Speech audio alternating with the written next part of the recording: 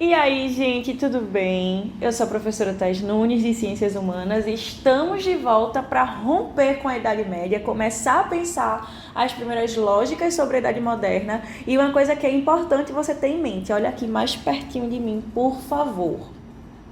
Gente, a Idade Média não vai começar com grandes navegações, não vai começar com formação de grandes estados nacionais. A Idade Média literalmente vai começar a terminar e a Idade Moderna vai começar a partir do momento que a gente começa a ter as primeiras rupturas com o modo de vida feudal, tranquilo?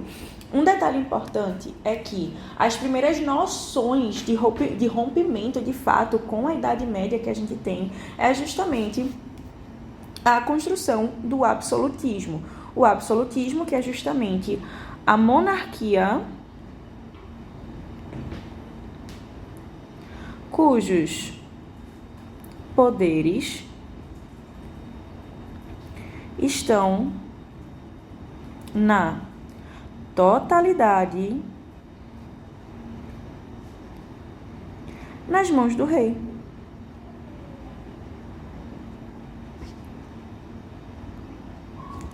E uma coisa que eu quero que vocês tenham em mente é o seguinte: esse rei não vai surgir do nada.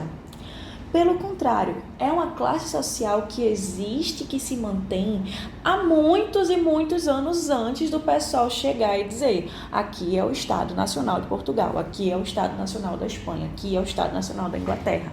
Gente, isso é muito anterior, porque esse cara que vai sustentar a coroa na cabeça vai ser justamente aquele cara que um dia a gente conheceu por Patrício. Vai ser aquele cara que um dia a gente conheceu por suzerano. Máximo. Vai ser aquele cara que vai se manter no que Marx chama de classe dominante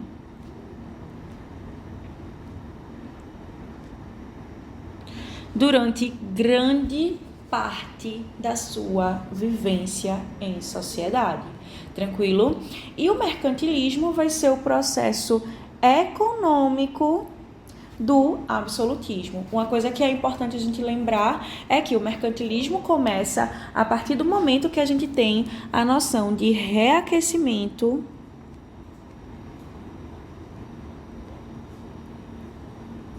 do comércio. Tranquilo? Carinha feliz? Coisa importante. Então, o mercantilismo começa a partir do momento que a gente tem a Quarta Cruzada, o saque ao Império Bizantino ou à cidade de Constantinopla e, consequentemente, uma reorganização de um processo comercial dentro de território europeu. Vai ser esse mesmo mercantilismo que vai estar à frente do colonialismo. E vai ser esse mesmo mercantilismo que vai trazer para a gente, por exemplo, a ideia de monopólio colonial. Ok? Então, vamos tentar entender o que é que vai acontecer nesses próximos séculos de Europa. E um detalhe importante.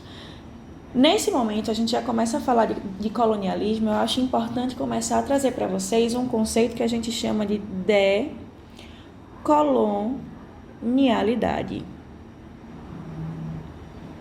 A decolonialidade, gente, é a construção de um pensamento voltado justamente para o entendimento de uma lógica, de uma ordem social, de uma lógica cultural, para além das vistas do colonizador. Entenda, colonizador, via de regra, vai ser o europeu. Se esse colonizador, que via de regra é o europeu, e está trazendo para a gente o grande ponto de vista do nosso processo histórico, da nossa historiografia, vai ser esse mesmo colonizador que a gente vai questionar a partir do momento que a gente tenta entender a lógica e a construção, por exemplo, indígena, para além do que a gente tem nas bibliografias portuguesas, espanholas, inglesas e assim por diante. Esse é um tema que está em crescimento durante vários anos. Lembre que a redação do Enem do ano de 2022, ou seja, o ano passado, foi sobre os povos tradicionais no Brasil e como a gente deve pensar um processo de preservação desses povos tradicionais. Iniciar justamente esse conteúdo de idade moderna é iniciar também esse pensamento de questionamento em relação à construção colonial. Construção colonial essa que vai nortear muitas das nossas análises do ponto de vista social, do ponto de vista cultural, do ponto de vista ideológico da nossa realidade, inclusive na América. E você pode se perguntar, Thaís, tu já está falando de América? Sim, estou. Porque no ano de 1492, a gente tem a primeira chegada à América. América, que, por exemplo, tem esse nome por causa de um navegador italiano, Américo Vespúcio. Vocês estão entendendo onde eu estou querendo chegar? Então, assim, falar sobre mercantilismo, falar sobre absolutismo é extremamente importante para você entender a gênese do nosso processo histórico dentro de uma perspectiva americana. Mas também questionar esse ponto de vista que vem de uma perspectiva europeia desde sempre é extremamente importante, é uma coisa que está em alta e é uma coisa que eu consigo apostar muito fortemente em uma prova como o Enem, uma prova como o USP, uma prova como o Unicamp, porque não só nessas provas está presente. Lembrem que a banca do Enem agora é a Sebrasp e a Sebrasp adora esse tipo de conteúdo. Então, fique atento a esses conceitos e a esses pensamentos de decolonialidade também, tranquilo? Então, vamos entender o que é o absolutismo. Absolutismo, absoluto, rei com a totalidade dos poderes. Tranquilo? Então, poder executivo é o poder do rei. Poder legislativo é o poder do rei. Poder judiciário é o poder do rei. E qualquer outro poder que você imaginar vai ser poder do rei. Tranquilo? Então, esse mesmo absolutismo começa a se construir a partir do momento que o europeu vê a necessidade de um pragmatismo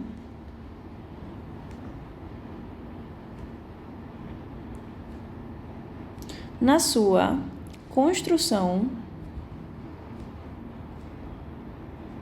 político-social. Ou seja, vamos abstrair novamente aquele feudo que eu construí com vocês na aula de Alta Idade Média. Tranquilo? Esse feudo, essa terra, originalmente tem um dono. Quem é esse dono? Uma coisa que a gente vai chamar, uma pessoa, uma imagem que a gente vai chamar de suzerano máximo. O suzerano máximo vai ser o dono original da terra. E vai ser o cara que vai começar a construir a sua casa. Eu só vou desenhar um quadrado, tá, gente? Eu não vou me humilhar nesse tanto para tentar fazer um desenho bonitinho, que eu sei que não vai sair bonitinho. Vai ser o cara que vai construir o primeiro castelo, que vai dizer, essa terra é minha. E vai ser o cara que vai começar a realizar as primeiras divisões. As primeiras divisões nesse feudo. Lembre que é um poder fragmentado. Certo? Por quê? Ele só vai ser dono e ele só vai ter influência literalmente nessa região. Mas, Thaís, a terra não é originalmente dele? É, sim. Mas esse moço aqui, que vai ser vassalo, esse outro que também vai ser vassalo e esse outro que também vai ser vassalo, vão ter a sesmaria. A sesmaria, que é a posse, na verdade, um foral, uma carta de doação e a posse, né, que vai ser a sesmaria, e a liberdade de dividir esse feudo mais algumas vezes. Então, esse cara vira suzerano e ele pode começar a ter vassalos. Logo, em cada lugar que existe um suzerano, existe uma soberania. Obviamente que todos os suzeranos vão dever obediência ao suzerano máximo, que é, vamos colocar entre aspas, o suzerano original. Tranquilo? E o que é que vai acontecer? A partir do momento que a gente tem essa lógica, a gente tem uma fragmentação econômica, uma fragmentação política e uma fragmentação social e cultural, embora a construção sociocultural seja muito parecida em toda a Europa. Isso vai fazer com que seja muito difícil manter uma moeda. Por isso que o feudalismo é uma economia amonetária. Tranquilo? Então, o que é que vai acontecer? Esses pequenos suzeranos que receberam a terra e são vassalos desse suzerano máximo vão começar a abdicar de poder. E para construir a imagem do rei, a gente tem o poder da nobreza. A nobreza vai trazer o poder. O rei em troca da proteção. Nesse meio tempo, a gente tem a construção de um comércio, a construção de uma economia com dinheiro, com moeda. Logo, a gente começa a falar da burguesia, a burguesia que vai dar o dinheiro com impostos. Em troca, o que é que ele vai ganhar?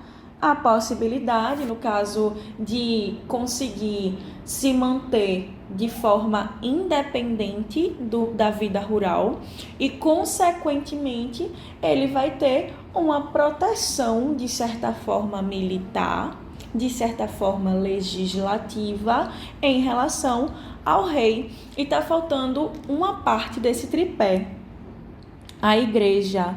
A igreja que vai começar a ter uma importância muito grande perante a sociedade, mas não perante a política. Logo, a igreja mantém a sua influência, mas vai dar um pouco dessa influência para o rei.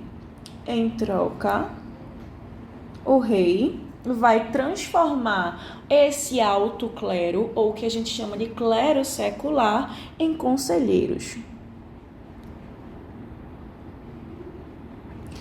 Eu acho que o conselheiro mais famoso da literatura, com os Três Mosqueteiros, é o Cardeal Richelieu. O Cardeal Richelieu, ele foi um conselheiro do rei. A gente sabe que ele foi uma pessoa, né, dentro dessa história de Alexandre Dumas, que vai tentar matar o rei. Mas no final das contas, a gente tem essa representação do clero secular na cúpula de conselho dos reis. Tranquilo? E aí, basicamente, aquele tripé que eu desenhei bem porcamente nesse outro slide vai estar representado aqui, beleza? A sustentação a gente tem no camponês. O burguês vai estar justamente nesse patrocínio em relação aos impostos e em relação a outras questões. A gente também vai ter a formação de um exército nacional.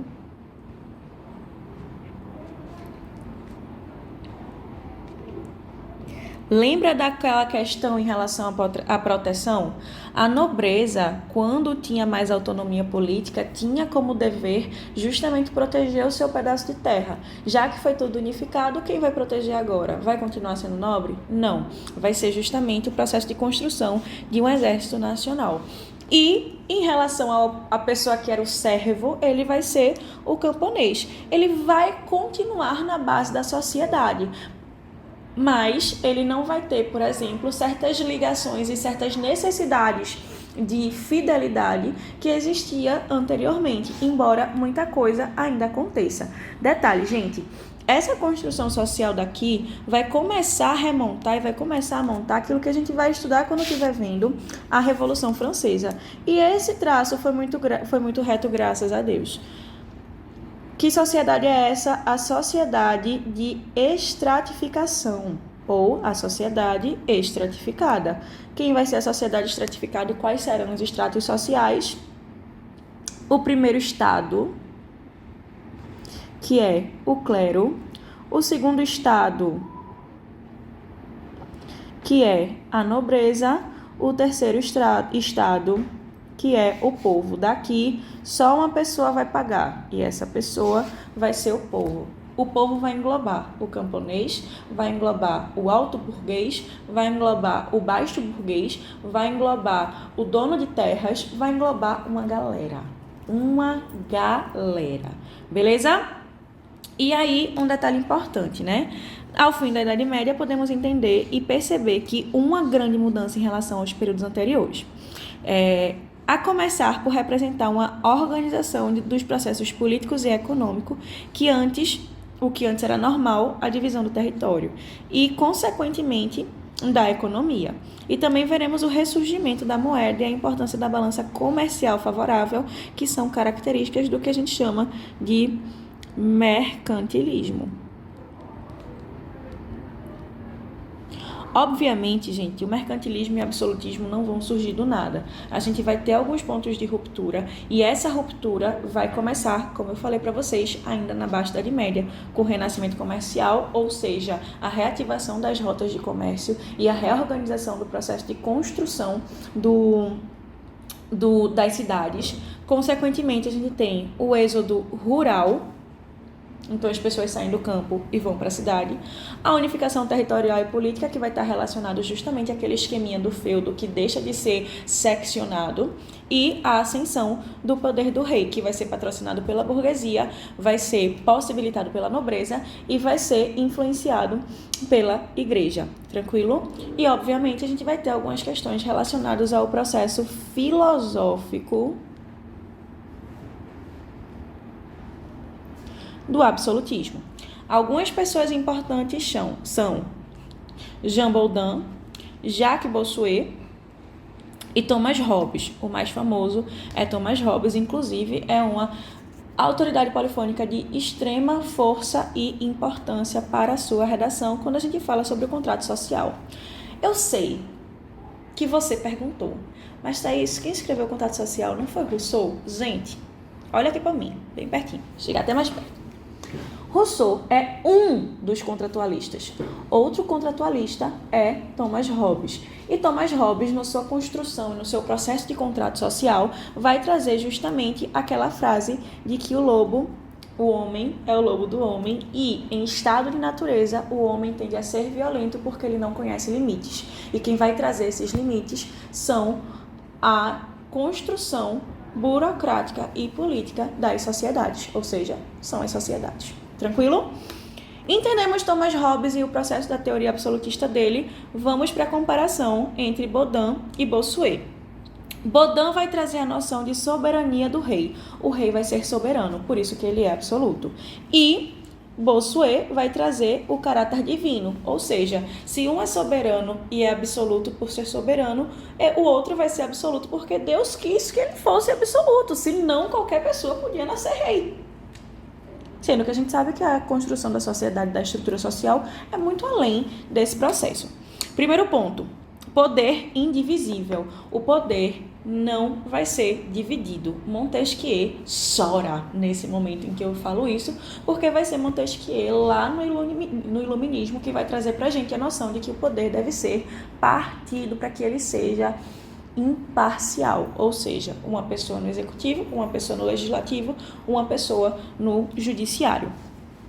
Baudin vai falar que o soberano não deve se submeter a ninguém, e sim as pessoas que devem se submeter ao soberano. E o nosso querido Bossuet vai alegar a irresponsabilidade. Aqui está escrito a soberania e as responsabilidades, mas ele vai alegar que o ser humano, o soberano, não vai ter obrigação de se responsabilizar necessariamente pelo bem-estar das pessoas da sociedade, e sim pelo bem-estar do Estado. Então, o soberano é irresponsável a toda a prática de felicidade que a pessoinha lá, camponês, pessoa comum, povo, possa pedir ou possa exigir em relação ao processo político e ao processo social. Tranquilo, gente? Falando agora sobre o mercantilismo. Texto enorme, meu Deus do céu. O mercantilismo é o processo que vai formar a lógica do mercado, a importância do mercado e a atividade mercantil, ou seja, a acumulação do capital e, consequentemente, a gente tem uma primeira formação do que seria o capitalismo. Lembre, a gente tem o capitalismo mercantil, a gente tem o capitalismo industrial e o capitalismo especulativo. Hoje a gente pode falar que o que está muito em alta na nossa realidade de mundo de ações e assim por diante é justamente esse capitalismo especulativo, em que a gente tem justamente a tentativa de calcular se a ação vai estar em alta ou vai estar em déficit e onde e quando a gente pode comprar melhor as ações para que futuramente a gente consiga ter o maior lucro possível. Não sou day trader, então não consigo entrar em mais detalhes do que isso que eu acabei de falar. Então, a noção da especulação é justamente de você tentar adivinhar o que vai acontecer com a sua querida ação. O capitalismo industrial é justamente pós-revolução industrial e o capitalismo mercantil é quando a gente tem a formação dos mercados nacionais. Tranquilo? Então, diminuição das importações, aumento das exportações. Balança comercial favorável. Balança comercial favorável. Opa, favorável. Tranquilo? Então a gente tem o desenvolvimento da manufatura, os monopólios e a noção do colonialismo. O aumento das taxas alfandegárias, isso é uma medida protecionista, tranquilo? E as leis pragmáticas. Gente, pragmático significa prático. Então, são leis simples e tranquilas de serem entendidas por qualquer pessoa dentro dessa realidade. Tranquilo? Taxas alfandegárias. Gente, quando você está lá no aeroporto, voltando dos Estados Unidos e comprou 2 iPhones, 3 computadores, milhões de videogames e assim por diante, você vai ser taxado pela alfândega. Qual é a grande obrigação da alfândega? Proteger o comércio interno. Thaís, então isso significa que todos os outros produtos e tal, não sei o que não vão ser mais vendidos produtos americanos, coreanos, chineses e de qualquer lugar do mundo aqui no Brasil? Não. Vão ser vendidos esses produtos, mas esses produtos vão ser taxados. O imposto que você paga em relação a esse produto, muitas vezes é o imposto da alfândega para que lhe obrigue ou faça com que você tenha preferência por comprar um produto nacional. Por quê? Qual é a lógica do mercado? Se tu, pernambucano, carioca, paulistano, sul-mato-grossense, gaúcho, acreano, não importa de onde você é, se concentra em comprar um produto que vem do seu estado, você está fortalecendo a economia desse estado. Por quê? Os frutos dessa compra, os lucros dessa compra vão continuar e vão se manter nesse mesmo lugar. A partir do momento que você compra um produto importado, um produto de outro estado, um produto de outro país, de outro continente, não importa de onde seja, você está obrigando o estado no qual você vive a dividir os lucros com quem criou, produziu e vendeu primariamente esse produto. Por isso que a gente tem o aumento das taxas alfandegárias. Tranquilo? Então, quando você vê algumas campanhas de aumento, de fomento de artesanato, é justamente para trazer essa noção de que você, meu querido aluno, deve ou pode, claro, se quiser, fortalecer o comércio específico do seu estado, ajudando um artesão que tecnicamente vai estar mais em contato com a sua realidade. Então, quais são as principais características? Intervencionismo, quase que essa palavra não sai, ou seja, o Estado vai intervir na economia. Metalismo, que eu acho que vai ser o maior fetiche da Espanha e de Portugal durante muitos anos, que é justamente o extrato ou extração extração de metais preciosos. Então, ouro, prata e assim por diante. BCF, balança comercial favorável, e o monopólio, ou seja, a colônia só vai comercializar com a metrópole. A metrópole vai ser o único país que a colônia vai comprar qualquer coisa que possa existir, vir a existir.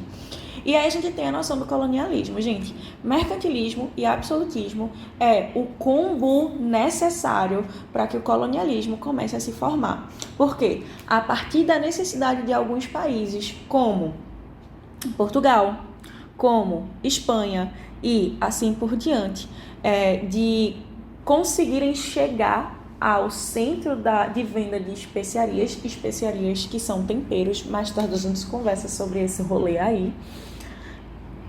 A gente vai ter o início do processo de colonização, tanto das regiões asiáticas e africanas, como das regiões, no caso a descoberta da América. Não necessariamente descoberta, a gente tem uma discussão muito mais profunda sobre isso, e na aula sobre grandes navegações a gente vai conversar sobre isso, não se preocupem, tranquilo? Então, absolutismo, esse hábis aqui não é abdômen, tá? Mais mercantilismo igual colonialismo. Tranquilo? Vejo você na próxima aula dando continuidade a essa lógica de construção moderna. Um beijo no seu coração e até a próxima.